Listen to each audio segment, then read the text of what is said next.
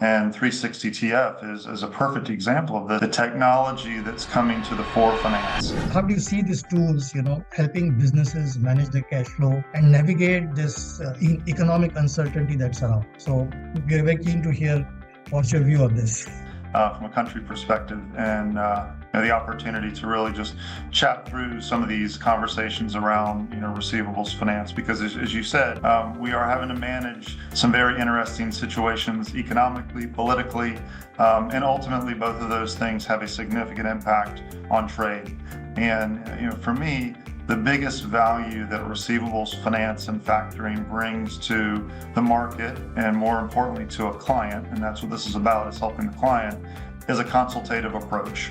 Getting financing is one thing, but giving a consultative, informative decision on how and where to do business is much more valuable. And that is a critical value that receivables finance and factoring brings to a corporate, to a CFO. It's not just about getting financing for working capital, but it's how to deploy that working capital.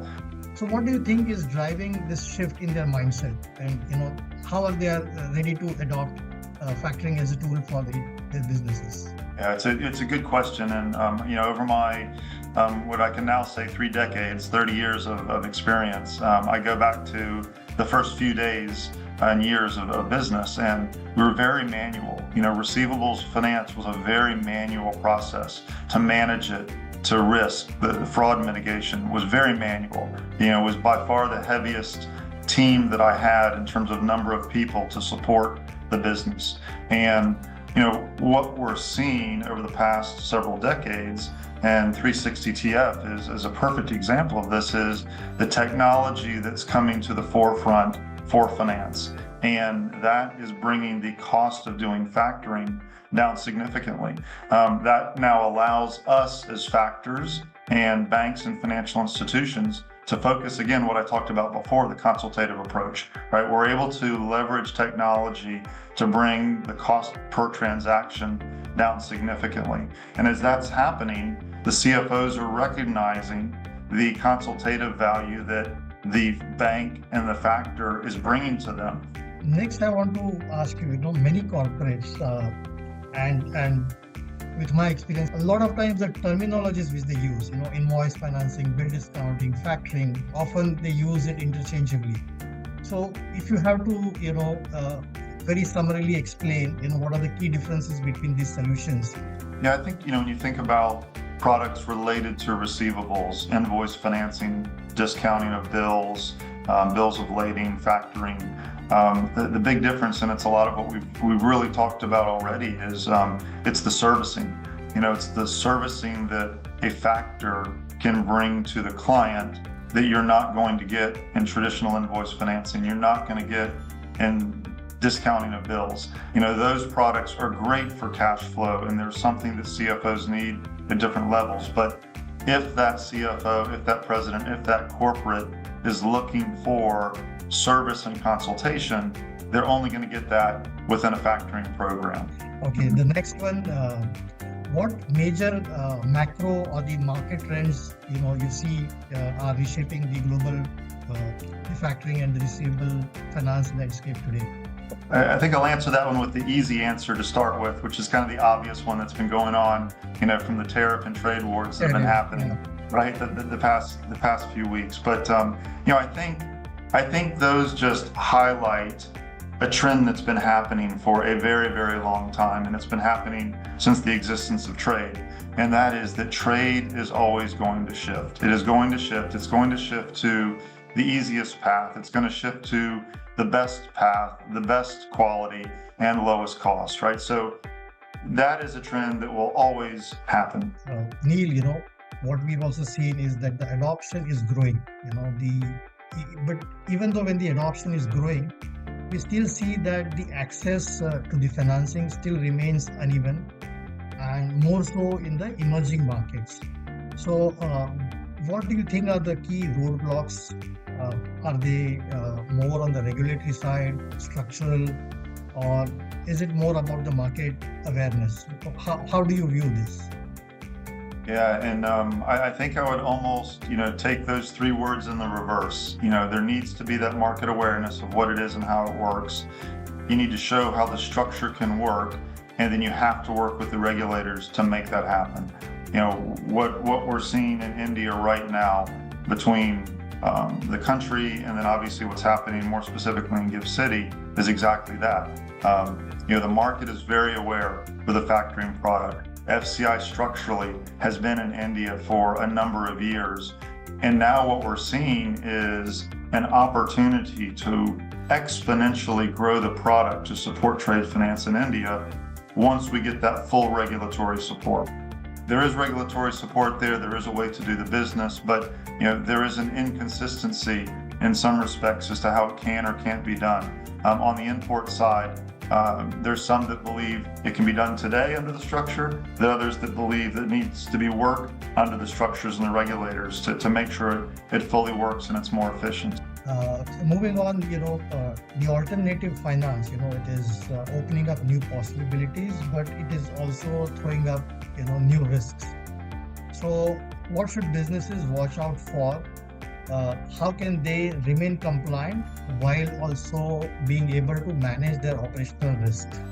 Yeah, I think it's really understanding what that alternative finance brings to them. And again, this even goes back to the servicing conversation earlier, in this conversation, that we need to make sure that CFO, that corporate understands the value of whatever that financing is, whether it's purchase order, whether it's invoice finance, discounting, factoring, or what many people are calling supply chain finance.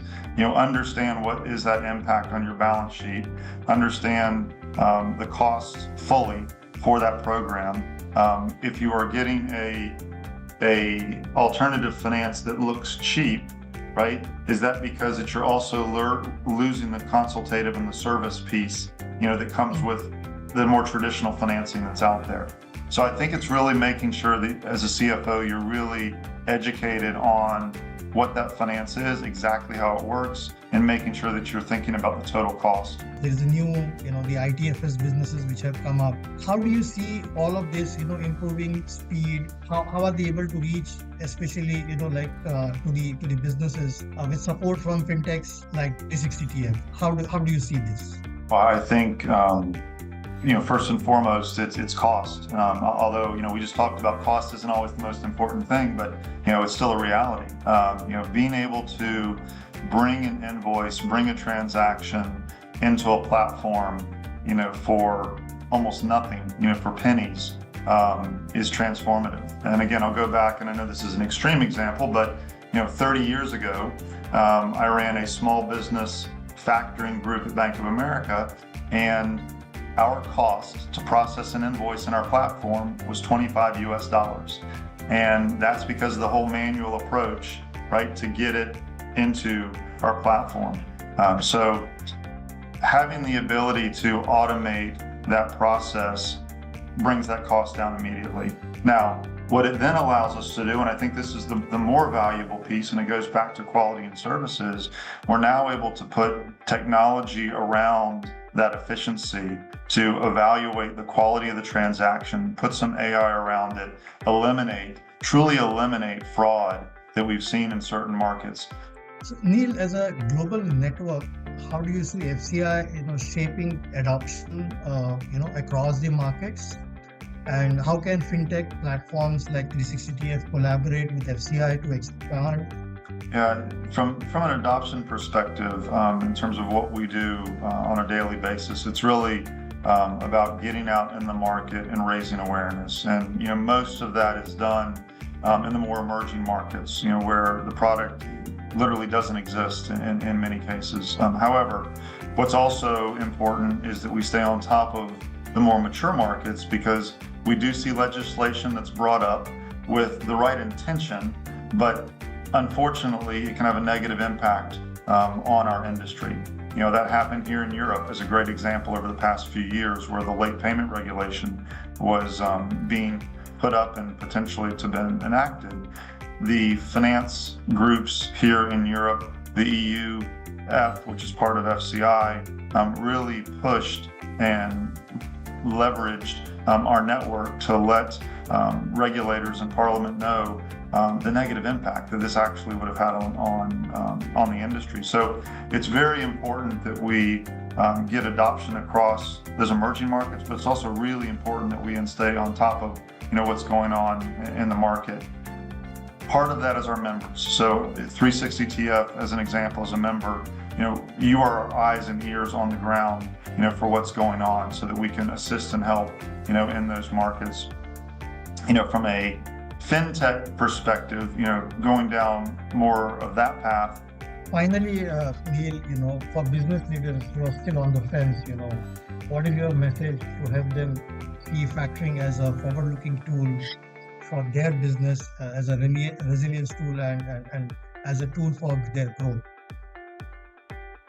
Yeah, for me, it's facts, and you've heard this from coming to our annual meetings before, that I want to talk, but I also want to be able to show the reality. And the reality for trade is that when we see a market that increase their business of factoring by just 10%, so the volume of factoring in a given region or a country, if we see it grow by 10%, the effective trade in that market goes up by 1%, right? So there is a direct correlation between the growth of factoring, the growth of trade. That ultimately means growth of GDP down the road. And there's studies that we can show also where the higher GDP countries have a higher penetration of factoring in those markets. So that's the big picture. So now bring it down to the smaller picture, right, or the more micro picture, from the corporate. If they're looking to finance, they're looking for a resource from a finance and working capital perspective, they should really look at a product like factoring that does more than just provide you the financing for working capital. Follow for more.